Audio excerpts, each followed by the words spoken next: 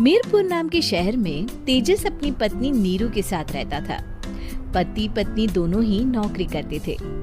एक दिन तेजस गांव अपनी माँ के पास फोन करता है। हेलो, प्रणाम माँ। जीते रहो माँ, तुम दादी बनने वाली हो। अरे वाह, ठीक है बेटा, मैं कल ही आती हूँ। जब माँ जी शहर पहुंची तो बेटे बहू ने बहुत अच्छे से स्वागत किया। लीजिए माँ जी चाय। अरे गर्मा गर्म पकोड़े ले आओ माँ के लिए। नीरू रसोई में गई और 2 मिनट में ही पकोड़े ले आई। जी ये लीजिए। बहू जादू से बनाए हैं क्या? अभी तो रसोई में गई थी। यम्मी। माँ जी, शीला रसोई में पकोड़े तल रही है, मैं बस लेकर आई। हे भगवान, मेरा धर्म भ्रष्ट कर दिया तूने। अब तो गंगा जल से शुद्धिकरण करना होगा। दूसरे दिन, माँ जी मैंने नाश्ता बना दिया है, ऑफिस जा रही हूँ। पर अभी तो घर का सारा काम पड़ा है। शीला आती ही होगी, झाड़ू पोछा बर्तन कपड़े वो सब कर लेगी। हमारे जमाने में घर का सारा काम हम ही करते थे। जी माँ जी, आप बहुत होशियार हैं, मैं घर ऑफिस दोनों नहीं संभाल पाती। तो जरूरत क्या है घर से बाहर जाकर चाकरी करने की? वैसे भी घर का काम खुद करने से घर में बरकत आती है, समझी? पर माँ जी। पर वर कुछ नहीं, इस महीने की पगार मिले फिर ऑफिस बंद। हाँ।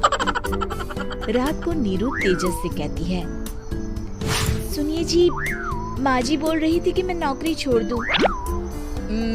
वैसे ठीक ही तो है, अभी तुम्हें आराम की जरूरत है। फिर भी आराम कहाँ, शीला को छुड़ाने के लिए बोल रही थी। तो अब 24 घंटे में इतना काम तो कर ही सकती हो। पर जॉब पसंद है मुझे, घर पर मन नहीं लगेगा।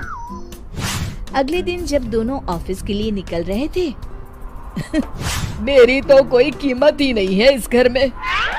माँ जी, आजकल महंगाई बहुत है, रहन सहन भी बदल गया है, दोनों नौकरी करते हैं तभी ठीक रहता है। अच्छा, तू कहना क्या चाहती है? मेरा बेटा तुझे बिठा के खिला नहीं सकता?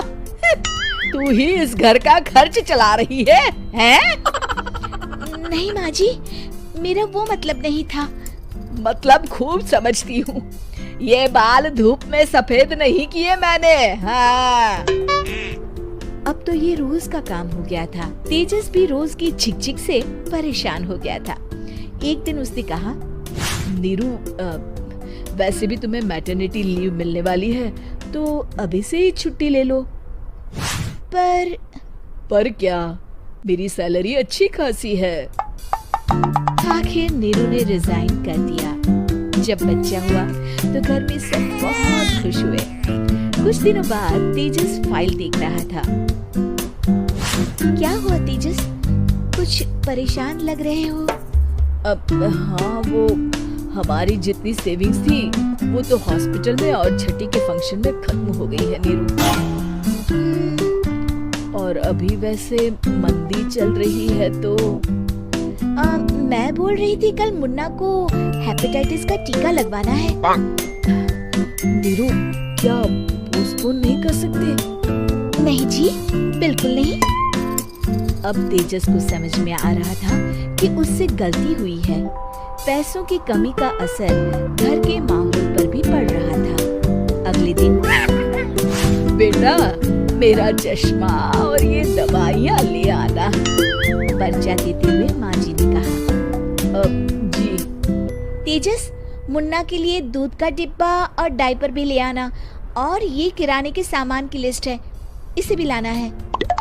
तेजस गुस्से में लिस्ट मरोड़कर फेंकता है और चिल्लाता है, पैसे क्या पेड़ पर उगते हैं? ये ले आना, वो ले आना। अरे पर ये जरूरत का सामान ही है। वो गुस्से में बिना कुछ कहे ऑफिस चला गया। अरे अरे लंच तो ले जाइए। नीरू दौड़कर डिब्बा पकड़ाती है। एक दिन खाना खाने के बाद, नीरू, अब तो मुन्ना कुछ बड़ा हो गया, तो अब तुम वापस ज्वाइन कर लो ना जॉब। पर इस रिसेशन में जॉब मिलना बहुत मुश्किल है।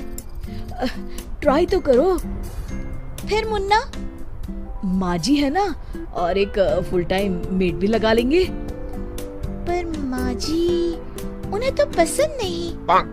तभी माँ जी वहाँ आ जाती है और प्यार से नीरू के सर पर हाथ फेरते हुए बोलती है, अब मेरी समझ में आ गया बहू, पहले के और अब के समय में अंतर है।